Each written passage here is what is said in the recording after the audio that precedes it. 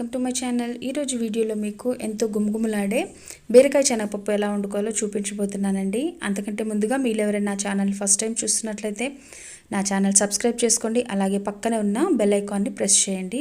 So ముందుగా మనం కడాయి పెట్టుకొని దాంట్లో ఒక 3 టేబుల్ స్పూన్ ఆయిల్ వేసుకొని వేడి చేసుకోవాలండి।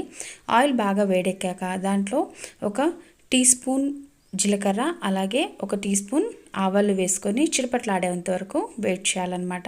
మనకి బాగా చిటపట్లాడాక ఆల్రెడీ కట్ చేసి పెట్టుకున్న ఒక ఆనియన్ని అలాగే 3 పచ్చిమిర్చిని వేసుకొని మనం బాగా ఫ్రై చేసుకోవాలి। బాగా ఫ్రై చేసుకున్న తర్వాత దీంట్లోనే మనం ఒక టీ స్పూన్ పసుపు అలాగే 1 టేబుల్ స్పూన్ అల్లం వెల్లుల్లి పేస్ట్ వేసుకొని పచ్చివాసన పోయేంత వరకు కలుపుకోవాలన్నమాట। ఇది చాలా టేస్టీగా ఉంటుంది। దీంట్లో వేడి అన్నంలో నెయ్యి వేసుకొని తింటే చాలా బాగుంటుందండి।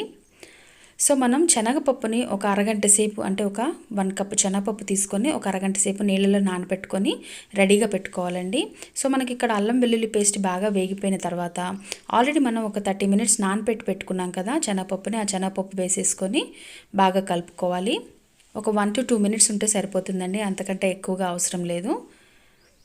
ఎందుకంటే ఇది ఆల్రెడీ నాని ఉంది కాబట్టి మనకి టేస్ట్ అనేది చాలా బాగుంటుంది, త్వరగా ఉడికిపోతుంది కూడా నానబెట్టి ఉంచాం కాబట్టి। సో ఒక 1 to 2 మినిట్స్ మూత పెట్టేసి ఉంచేసి ఒకసారి తీసి కలుపుకుందాం మనం। ఒకసారి ఇలా కలిపేసుకున్న తర్వాత ఆల్రెడీ కట్ చేసి పెట్టుకున్న లేత బీరకాయ అండి, ఒక 1/2 kg తీసుకున్నాను। ఇక్కడ చక్కగా కట్ చేసి పెట్టుకున్నాను, మరీ చిన్నగా ఏమి కట్ చేయని అవసరం లేదు। ఇక్కడ చూపిస్తున్న విధంగా మనం బీరకాయని కట్ చేసి పెట్టుకుంటే సరిపోతుంది। సో ఇలా బీరకాయ వేసేసుకున్న తర్వాత బాగా కలుపుకోవాలి। ఇలా కలిపేసుకొని కాసేపు మనం మూత పెట్టుకుంటే సరిపోతుందండి। ఎందుకంటే మనకి బీరకాయ అనేది వాటర్ కంటెంట్ ఉంటుంది కాబట్టి ఆ వాటర్ కంటెంట్ అనేది ఎలాగో మనకి ఒకసారి పొయ్యి మీద వేసాక వచ్చేస్తుంది। సో మనం ఒక 2 మినిట్స్ మూత పెట్టి ఉంచుదాము। చూసారా ఇక్కడ మనకి వాటర్ అనేది బయటికి మెల్లిగా వస్తుంది। సో ఇలా పెట్టుకున్న తర్వాత ఒకసారి మనం కలిపేసుకొని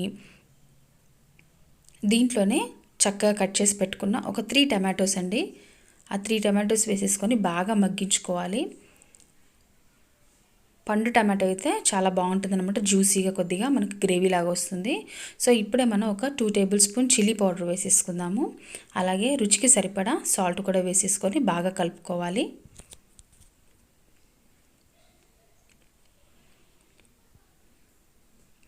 ఇలా బాగా కలిపేసుకున్న తర్వాత కాసేపు మనం టమాటో మగ్గేంత వరకు మూత పెట్టుకుందాము। ఒక 2 మినిట్స్ తర్వాత మనం మళ్ళీ ఒకసారి కలిపేసుకొని దీంట్లోనే కొత్తిమీర అలాగే కరివేపాకు కూడా వేసుకొని ఒకసారి కలుపుకొని దీంట్లోనే ఒక కొద్దిగా లైట్గా అంటే ఒక 1/2 కప్ వాటర్ వేసుకుంటే సరిపోతుంది। ఎందుకంటే ఆ వాటర్ వేసుకొని కాసేపు మగ్గించామంటే ఆ కొరియాండర్ ఏదైతే కొత్తిమీర టేస్ట్ ఉంటుందో ఆ టేస్ట్ కూడా మనకి గ్రేవీలోకి దిగి చాలా టేస్టీగా ఉంటుందన్నమాట। ఇది మీరు కూడా తప్పకుండా ట్రై చేయండి, చాలా టేస్టీగా ఉంటుంది।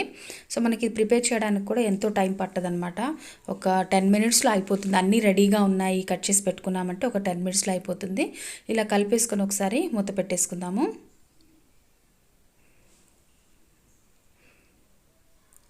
ఒక 5 మినిట్స్ తర్వాత చూస్తే మనకి కర్రీ అనేది రెడీ అయిపోయింది అనమాట। శనగపప్పు కూడా ఏ పలుకు ఉండదండి। సో మనకి ఎంతో టేస్టీగా ఉండే బీరకాయ శనగపప్పు రెడీ అయిపోయింది। సో మీరు కూడా తప్పకుండా ట్రై చేయండి, అలాగే మీ యొక్క సలహాలు సూచనలు నా కామెంట్స్లో తెలియపరచండి। థ్యాంక్ యూ సో మచ్ అండి।